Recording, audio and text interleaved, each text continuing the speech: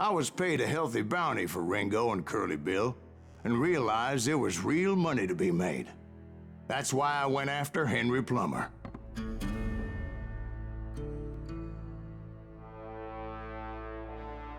Now, wasn't he the sheriff who augmented his income by shaking down miners and robbing gold shipments? That's the one. Oh yeah, I remember him. He ran that gang of thieving outlaws called the Innocents. So it's true that you went toe-to-toe with him? Indeed I did, son. Indeed I did.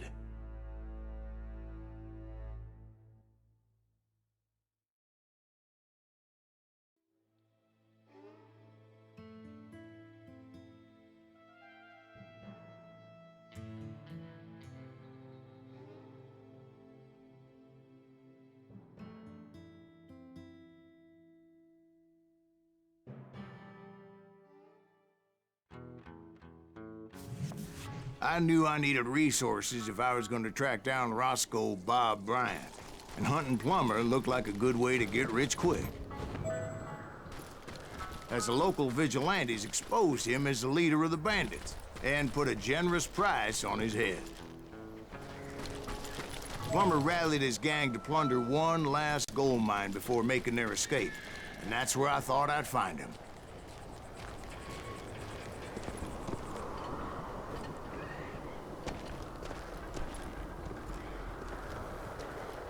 It makes me nervous standing so close to all these goddamn barrels of gunpowder. Why would you be nervous? No one has the cojones to come after us. As long as you don't light up a cigar, we're fine. As my late father pointed out to me more than once, God made men, but Samuel Colt made them equal. Who the hell is that thing? Don't let him get a shut up!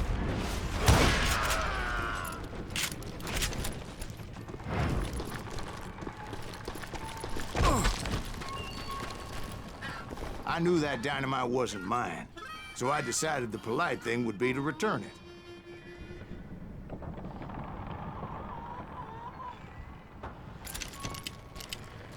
It was the biggest gold rush since Sutter's Mill in '48.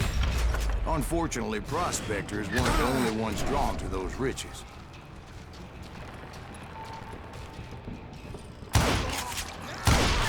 There were thieves and killers, robbing travelers and hijacking gold shipments.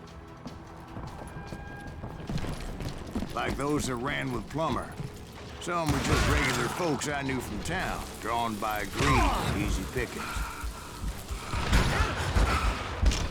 Charlie Crow, the blacksmith. James, who worked in the stable. Sam and Jeremiah Barber, the butcher's son. Of course, the rest were veterans of the Civil War. Stone-cold killers trained on the bloody fields of Shiloh and Antietam.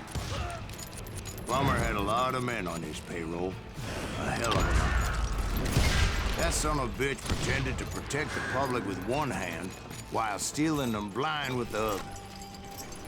He set up a defensive perimeter which I had no idea how to breach. Dangerous, desperate individual. I was outnumbered and in way over my head, but I was too damn stubborn and stupid to realize it. I thought I was some kind of hero. I finally made it past and headed on to meet my destiny. But first, I had something I needed to figure out. I had a few ideas on how to get into that mine, but once I made my decision, I knew there was no turning back. So my first thought was to enter the nearest mine portal. I saw an entrance. Made sense. It was the quickest way in, but that also made it more dangerous, as there would undoubtedly be enemy pickets posted along the way.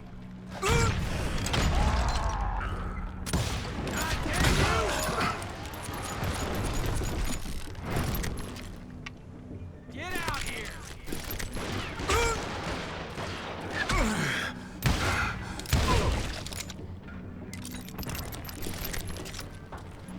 Besides, once you enter a mine like that, it's easy to get all turned around. And that confusing maze of corridors wouldn't even be the worst of it. Some of those shafts could be as deep as hell.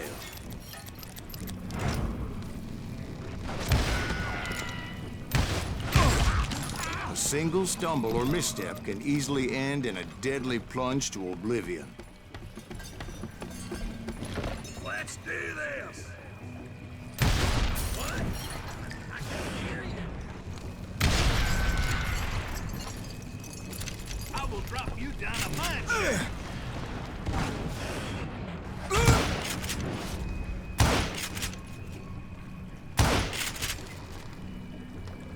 You ain't beating me.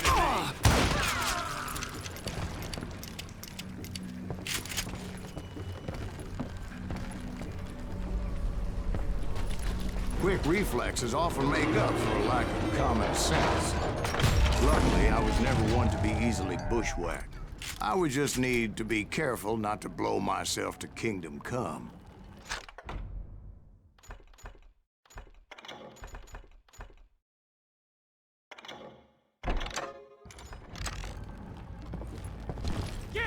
With all that gunpowder and dynamite everywhere, a body has to know what he's shooting at.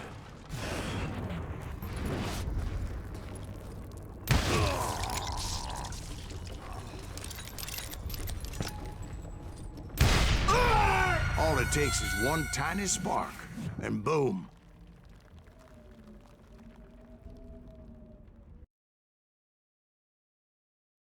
Surprise! As a boy, I always loved the 4th of July. Take that asshole out!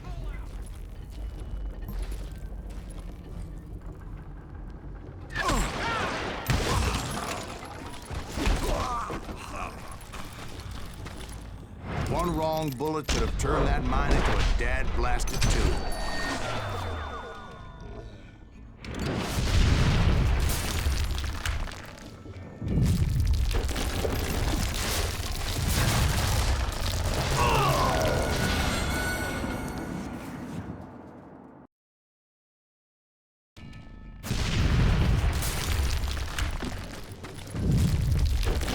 I freely admit that my plan of attack was not just moronic, but clearly insane.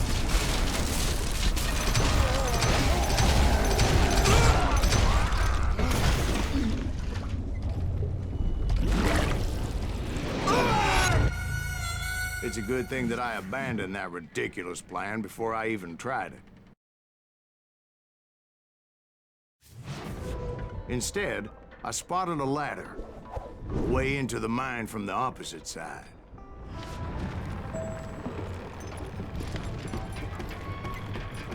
It was a long way around, but that approach seemed more sensible at the time. Of course, being I had a problem with heights, that scaffolding scared the bejesus out of me.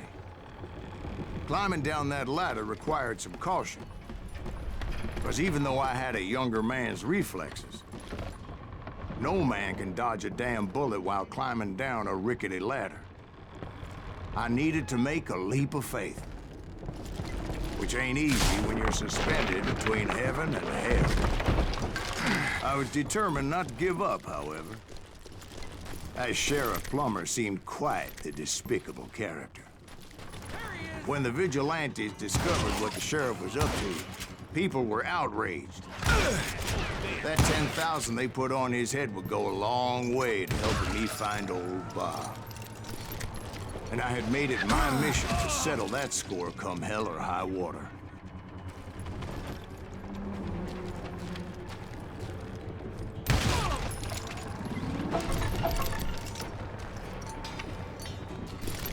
But first, I would have to make a choice.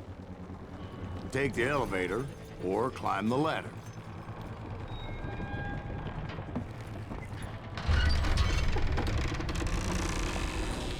I picked the more convenient and more dangerous route. Somebody's coming. Come on out, you yellow bastard!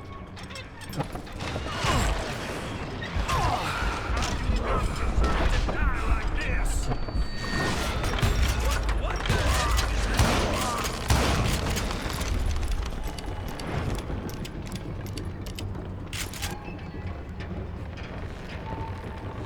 Plummer was a mad dog killer, and the people of Nevada City deserved better.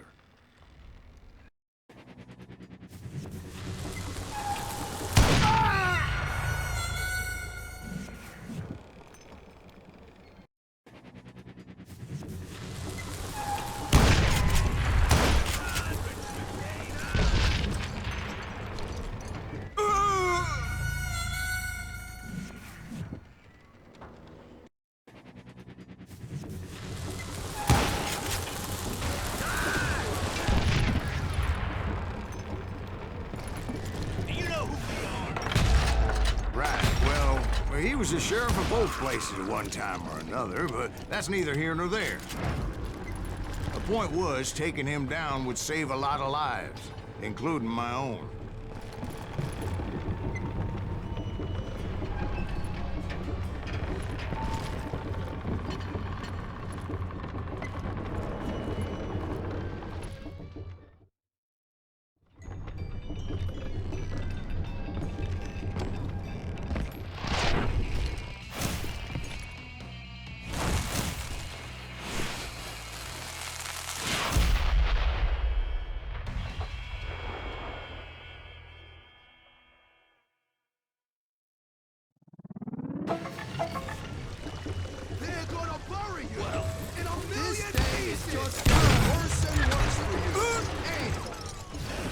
Henry Plummer was clearly unhinged, and I could see right away that this was going to take some doing.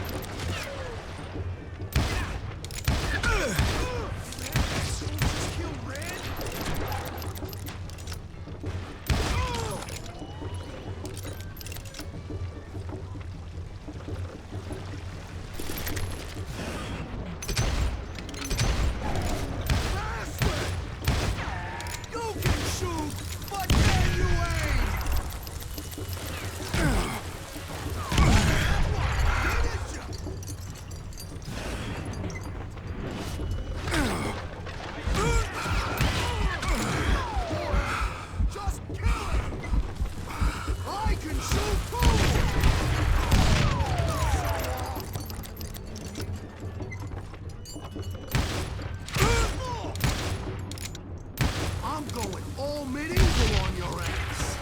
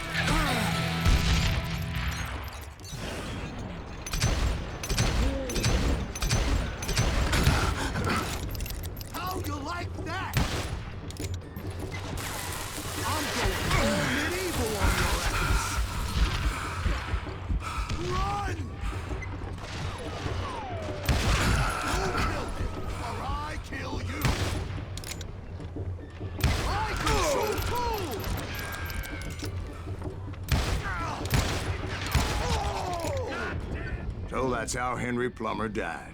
Him and his crew were worth their weight in gold.